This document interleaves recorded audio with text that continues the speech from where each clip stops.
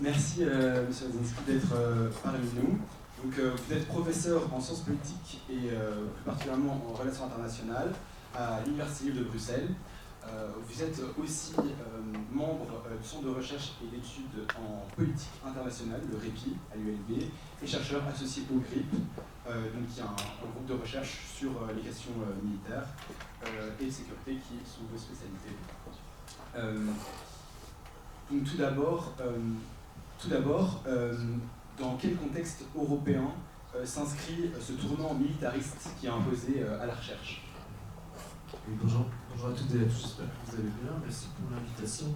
Donc en effet, comme vous l'avez dit dans la présentation que vous avez faite auparavant, il y a deux éléments qui se rencontrent et qui s'entrecroisent dans le dossier contre lequel vous militez. Donc ce qui vous intéresse, c'est à la fois la question de la militarisation de l'Union européenne, avec des financements pour les universités qui pourraient être utilisés pour concevoir des équipements militaires, des technologies duales, c'est-à-dire des équipements qui ont des finalités à la fois civiles et militaires, potentiellement civiles et militaires.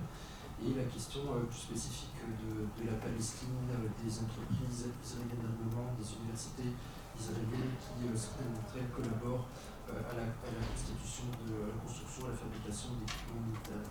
Alors le contexte, je vais essayer de le faire de manière pas trop scolaire, mais si on veut être un petit peu précis, il faut quand même remonter à la fin de la guerre froide. Donc à la fin de la guerre froide, en fait, on assiste sans surprise à la réduction des budgets militaires et à la réduction des dépenses consacrées à l'acquisition d'armes.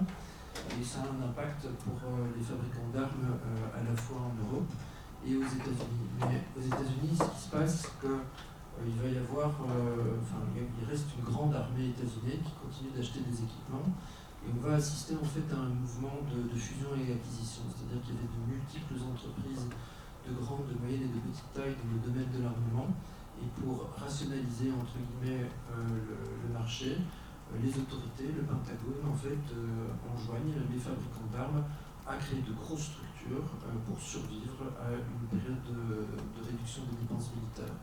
Et on va avoir la formation de très gros groupes militaires aux États-Unis, tels que Lockheed Martin, Boeing, etc., qui vont même en fait finir par devenir tellement importants que ils ont une influence beaucoup plus importante que dans le passé, peut-être sur les pouvoirs politiques. En Europe, il y a un problème, je devrais dire problème entre guillemets, parce que pour nous, c'est plutôt notre affaire, mais c'est qu'il n'y a pas de grande armée européenne, donc il n'y a pas en fait un grand acheteur d'équipements militaires en Europe. Il y a des fusions, il y a des groupes assez importants qui se construisent, dont certains, vous connaissez les noms. Il y a Airbus qui produit des avions civils, mais qui produit également des équipements militaires, qui contribuent notamment à la fabrication des armes, d'équipements pour utiliser les armes nucléaires françaises. Il y a Thales qui est aussi présent à travers ses filiales en Belgique, et UBDA qui est un fabricant de missiles. Donc il y a la constitution des grands groupes, mais quand même des groupes qui ont des difficultés à écouler le matériel militaire parce que de nouveau il n'y a pas de grande armée européenne et le marché reste fragmenté, ce qui déplaît très fort aux autorités européennes qui essaient d'inciter ces entreprises à construire un grand marché, mais il y a des résistances au niveau national et finalement donc, ce paysage fragmenté continue d'exister. Alors ce qui se passe dans les années 1990, au début des années 2000, c'est que ces entreprises elles continuent à vendre un petit peu aux forces armées européennes. Et elles collaborent quand même, mais sur des projets très spécifiques. Vous connaissez peut-être de nom un avion militaire qui s'appelle le A400M, qui est un avion de transport. Et donc c'est un consortium en fait européen. C'est pas vraiment un marché européen, mais il y a des rapprochements en tout cas. Et puis autre chose, c'est que pour survivre, ces entreprises, et ça c'est quand même vraiment problématique, c'est qu'elles exportent beaucoup. Et elles exportent notamment à des États autoritaires au Proche et Moyen-Orient, des États tels que l'Arabie Saoudite ou les Émirats arabes unis. Donc là, il y a un problème. Et comme ces entreprises ne parviennent pas, malgré tout, à écouler beaucoup d'équipements militaires de forces armées européennes, elles font autre chose, en fait, c'est qu'elles vont commencer à se repositionner sur d'autres secteurs. Alors, parmi les secteurs sur lesquels elles vont se repositionner, il y a des secteurs qui sont pas trop méchants, si vous voulez, le secteur spatial civil, l'aéronautique civile, mais il y a quand même aussi des équipements pour traquer les réfugiés dans la mer Méditerranée, donc des capteurs, des drones, des caméras, des systèmes optiques qui servent donc à faire la traque, la chasse à ces réfugiés. Et autre chose aussi, c'est qu'à défaut de pouvoir se concentrer très fortement sur le secteur militaire, en fait, elle se concentre avec l'aide de l'Union européenne sur les technologies duales. Donc de nouveau, les technologies duales, c'est des équipements que vous pouvez utiliser tantôt sur des équipements militaires, tantôt sur des équipements civils, des équipements civils, policiers, douaniers, ou même pour des grandes entreprises. Ça peut être des ordinateurs, des capteurs, ça peut être des caméras, des systèmes optiques, etc. Et donc, les entreprises en question vont très très fort se positionner dans ce domaine-là. C'est quelque chose d'important parce qu'une partie des problèmes auxquels on est confronté pour le moment avec Israël, c'est que les entreprises et les financements européens ne sont pas nécessairement des financements vraiment kaki, vraiment militaro-militaires, c'est plutôt en fait des technologies duales qui font l'objet de financements européens qui bénéficient aux entreprises israéliennes. Donc on peut faire remonter ce problème-là, pour le dire vite, aux années 1990 déjà. Alors, en 2004, au niveau européen, il y a la formation d'une institution qui ne se trouve pas très loin d'ici, qui se trouve au rond-point Schuman. C'est EDA, c'est l'Agence européenne de défense, qui en fait est une création à la demande des lobbyistes de l'armement. Donc en fait, on retrouve dans les missions de cette institution le fait de faire la promotion de l'industrie européenne, de l'industrie d'armement européenne.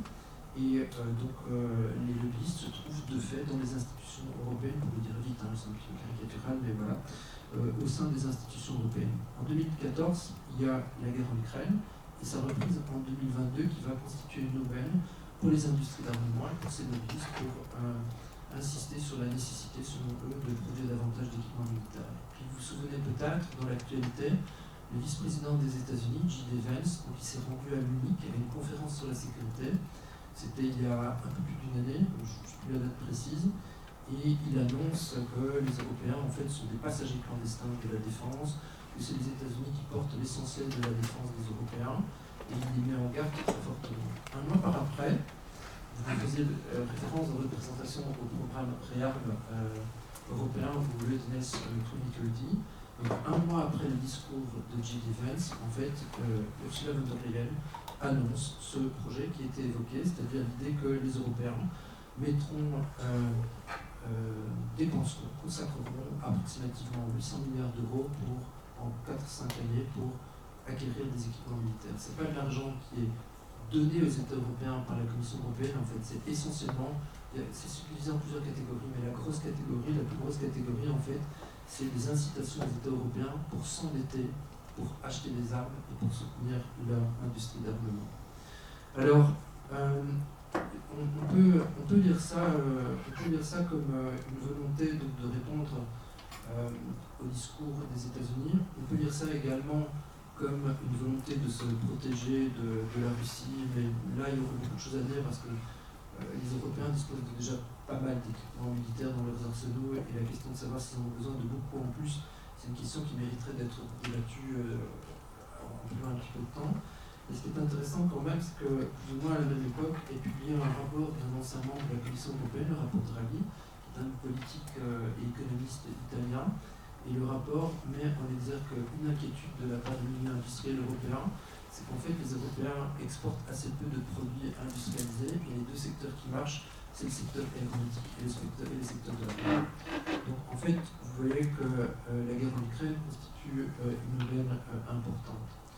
Alors c'est là que les choses finissent par se rejoindre quand vous avez fait une présentation des programmes Horizon. C'est que c'est des programmes qui existent depuis les années 1990, qui, comme vous l'avez dit, ont des thèmes par programme, donc des programmes qui durent 7 années approximativement.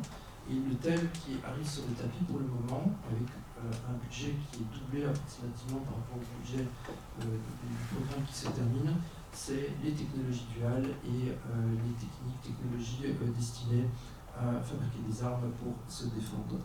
Alors, la Commission a présenté ses objectifs, c'est encore en cours de discussion, donc, mais la Commission donc, a présenté ses objectifs un petit peu comme un fait accompli, pour qu'il y ait quand même un large consensus sur ces objectifs-là. Et par ailleurs, si j'ai bien compris, il y a aussi une volonté en fait de pouvoir davantage contrôler les scientifiques dans le cadre de ces financements-là. La personne, le président des programmes ERC, la personne donc, qui chapeaute l'organisation de la distribution des enveloppes, donc était élu pour 4 ans et donc il ne le serait plus que pour 2 années. C'est une façon de fragiliser son mandat. Et donc il y a des questions quand même d'intervention politique qui se posent aussi dans ce contexte-là. Donc on a un contexte de réarmement qui est poussé par l'industrie pour des intérêts économiques. Et en parallèle avec ça, donc des projets qui visent de façon de plus en plus explicite à militariser les universités. Préalablement, donc quand vous reportez au débat qui avait lieu dans les années 1990, l'idée que ce programme de ces financements donc les universités devaient être totalement indépendants des recherches militaires. Par après, donc la question des technologies duales a commencé à arriver sur la pointe des pieds, mais maintenant donc, on est en train de franchir un cap supplémentaire avec une volonté carrément de financer des équipements qui pourraient servir les cas échéants aux militaires. Merci beaucoup. Je me permets aussi, pour introduire aussi la prochaine question, de dire que nous avons deux accords Horizon avec exactement les entreprises que vous avez mentionnées, Thales et Airbus. Qui sont donc ces deux projets Horizon qui sont toujours actifs et contre lesquels on essaye de lutter, mais c'est encore en cours, donc on vous tiendra au courant évidemment sur l'avancée de ces tentatives de rompre ces projets. Donc pour maintenant prendre justement le côté de où est-ce que cet argent va, on se demandait quel était le rôle des universités israéliennes dans ce que vous appelez le complexe militaro-universitaire industriel de l'État israélien. Donc merci pour la seconde question. Donc elle est importante également. Donc il existe, je pense que vous avez déjà tous entendu parler toutes et tous le concept de complexe militaro-industriel qui désigne donc des liens privilégiés entre l'industrie d'armement, les militaires et historiquement les universités. Le président Eisenhower qui a popularisé le concept à la fin des années 50, donc avait déjà bien conscience du fait que les universitaires aux États-Unis étaient très impliqués dans la production d'équipements militaires, notamment dans le domaine nucléaire à cette époque-là. Donc on trouve un espèce de complexe militaro-industriel et universitaire en Israël. On trouve dans ce complexe quelques grandes entreprises d'armement israéliennes.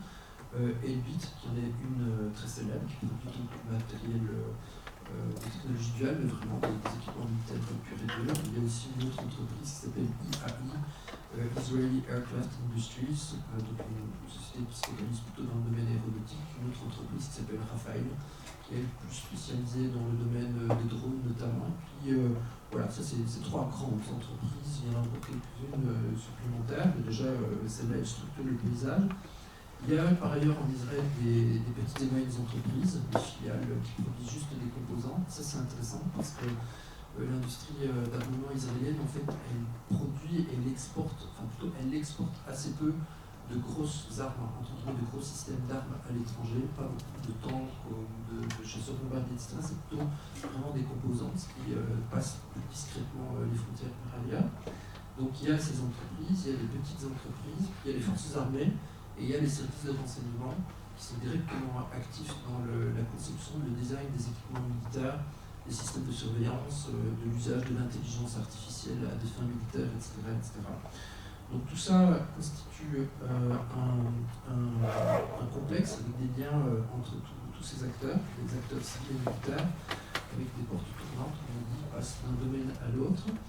Et donc, les universités, par ailleurs, israéliennes, beaucoup d'universités israéliennes ont un rôle dans ce complexe militaro-industriel. De manière plus générale, et ça a fait l'objet d'une étude qui a été publiée en 2024, un livre d'une chercheuse qui s'appelle Maya Wind, Tower of Ivory and Steel, donc la tour d'ivoire et d'acier, comment les universités israéliennes nie la liberté des Palestiniens. Et donc la chercheuse, elle montre, elle n'est quand même pas traduite en français malheureusement, mais elle montre qu'il s'agisse du département de droit, des criminologues, de certains archéologues qui viennent de recherche dans les territoires occupés, du fait que les universités israéliennes sont installées dans les territoires occupés, que les Palestiniens sont contrôlés à l'intérieur, et les Palestiniens israéliens sont contrôlés à l'intérieur des universités en question, qu'il y a beaucoup de militaires qui suivent des cours dans les facultés